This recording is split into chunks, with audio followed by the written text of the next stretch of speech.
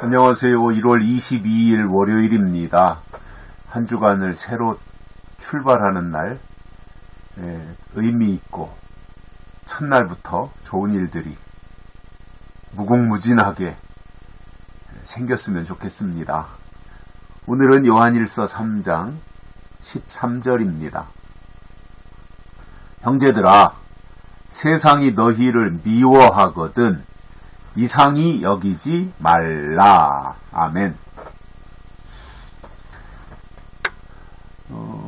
좀 의외의 말씀을 하신 거죠.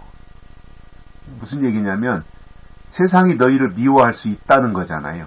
아니, 세상이 너희를 미워한다라는 말입니다. 그러면 이거는 터무니없는 말이잖아요. 하나님을 믿고 있는데 왜 세상이 아무런 이해관계가 없고 해코지를 하지 않았는데 나를 미워하느냐라는 거예요. 자, 그러면 이 말씀은 12절에서 가인같이 하지 말아라 라고 하는 말씀과 연결이 되는 내용이지 않습니까?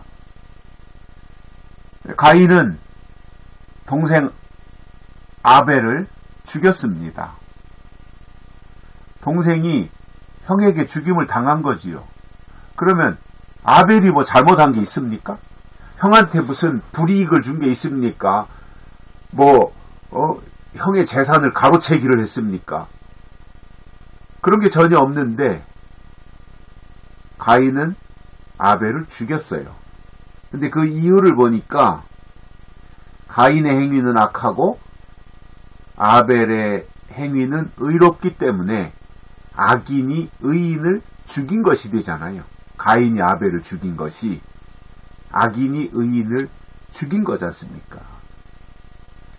그러니까 이러한 내용들을 볼 때 이게 성경이냐라고 이제 기독교를 비방하는 사람들이 말을 하겠죠. 그건 세상에서도 일어나지 않는 일인데 성경에 그런 걸 기록해놓고 그것을 성경이라고 하느냐, 하나님의 말씀이라고 하느냐 조롱하는 사람들도 있을 수 있는데, 신앙의 문제는 그냥 이렇게 이해하고 넘어갈 수 있는 수준의 것이 있기도 하지만 도저히 이해할 수 없는 일들도 성경에 있잖아요. 그 중에 하나가 이제 가인과 아벨의 관계성 속에서 나온 그러한 결과물들인데, 이러한 것을 토대로 해서 오늘 사도 요한이 말씀한 것을 보면 세상이 너희를 미워할 때 이상히 여기지 말아라. 당연한 것이다 이거예요. 아벨이 죽임당한 것이 다른 이유가 아니라 하나님이 제사를 받으셨기 때문에 그것이 미워서, 그것이 싫어서, 그것이 식이 나서 죽인 거지 않습니까? 결국 세상은 하나님의 사람들, 즉 약속의 사람들을 미워하게 돼 있다는 거예요. 마치 바리새인들이 예수님을 미워하고 싫어하고 십자가에 못 박아 죽이듯이 그렇게 한다는 거예요. 그러니까 지금도 세상이 너희를 미워할 때 이게 왜 그러지? 내가 잘못한 것도 없는데, 내가 누구한테 해코지한 것도 없는데, 내가 누구한테 함부로 말한 것도 없는데, 저 사람이 나한테 왜 이러지? 왜 나를 미워하지? 왜 나를 싫어하지? 나는 내 할 일 하는 것밖에 없는데 저 사람이 왜 그러지? 이렇게 생각할 필요가 없다는 거예요. 왜냐하면 세상이 너희를 미워하는 것은 당연한 일이다 그 말입니다. 이상한 일이 아니라는 거예요. 당연한 일이라는 거예요. 이것이 이제 구약 성경에도 나타나는 내용이고 초대교회에서도 그러한 일들이 비일비재한 것을 볼 수가 있는데,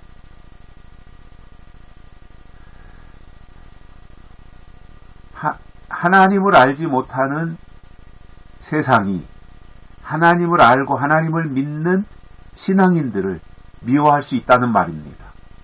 그것도 잡탕신앙인, 이것저것 짬뽕 되어서 혼합주의에 빠져가지고 이것도 좋고 저것도 좋고 세상에다 한쪽 발, 교회에다 한쪽 발 들여놓고 있는 사람들은 세상이 미워하지 않습니다. 그러나 세상과 구별되어서 세상과 단절하고 하나님을 위해서 살기로 결심한 사람들에 대해서는 세상이 미워한다는 거예요.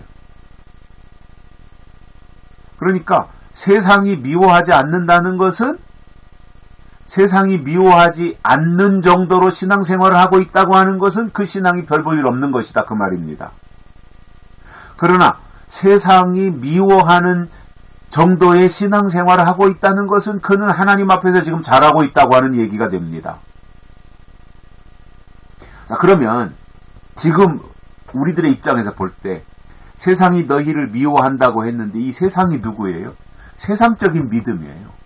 세상적인 믿음. 기복신앙, 율법신앙, 어떠한 종교 혼합주의, 종교 다원주의, 세속화, 인본주의, 신비주의, 뭐 이런 거에 빠져 있는 사람들. 이것이 다 세상이라고 하는 단어 속에 포함되는 거예요. 세상적인 신앙, 세상적인 믿음, 세상적인 교회. 그러한 사람들은 너희를, 여기서 너희가 누구예요? 영적인 사람들을 말하는 거예요. 하나님께 소속을 두고 있는, 하나님의 유전자를 받아가지고 있는 하나님의 씨를 받은 사람들을 너희라고 표현하고 있습니다. 앞에서도 하나님의 자녀들과 마귀의 자녀들, 이 씨에 대한 말씀을 하셨잖아요. 10절에서 마찬가지로 너희가 바로 하나님의 씨를 받은 사람들이다, 그 말입니다. 그러니까 하나님의 씨가 없는 사람들이 하나님의 씨가 있는 사람들을 미워할 수밖에 없다는 거예요. 당연한 것을 하고 있다는 거예요.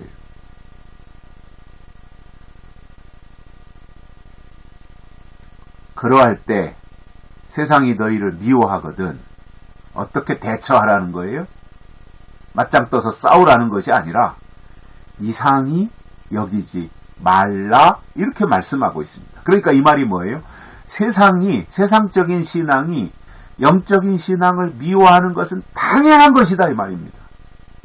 왜 이러지? 이상하네. 내가 잘못한 게 없네. 이렇게 생각하다 보면 스스로 무너지는 거예요. 저 사람이 나한테 왜 저러지? 이렇게 생각하다가 보면 내가 헷갈려 버리는 거예요. 그냥 내가 지켜온 영적인 신앙을 저 사람이 지금 할 일을 하고 있다. 그렇다면 나는 하나님 앞에서 내 할 일을 하자라고 생각하고 가야지. 이상하네 생각하면서 고민하고 밤잠 못 자고 저 사람이 나한테 왜 저러지? 뭐 이렇게 하다가 보면 스스로 올가미에 걸리는 거거든요. 그럴 필요가 없는 거예요. 나는 내 할 일 하나님 앞에서 하자, 이겁니다. 내 역할 하자. 내 사명 감당하자. 저 사람이 나한테 내 사명에 조금이라도 도움을 줬느냐? 나를 위해서 기도라도 한번 해줬느냐? 기도해준 사람이 저렇게 안 하지 않습니까? 그러니까 그냥 하나님 바라보며 내 할 일을 하고 가는 거예요. 그러면 이제 더 난리법석을 피우겠죠. 그러거나 말거나 하나님 앞에서 내 할 일 하는 게 중요한 거지. 그 사람 비위를 맞춰준다고 그 사람이 돌아서서 우리가 가지고 있는 영적인 신앙 안으로 흡수되어 들어오겠냐는 거지요. 아니라는 말이죠. 씨가 다른데, 종자가 다른데 절대로 하나님의 품으로 들어오지 않아요. 가인은 절대로 아벨이 될 수 없고요. 에서는 절대로 야곱이 될 수 없는 거예요. 씨의 문제이기 때문에 그렇습니다. 그러므로 이상히 여기지 말아라, 이겁니다. 여기까지 하겠습니다. 고맙습니다.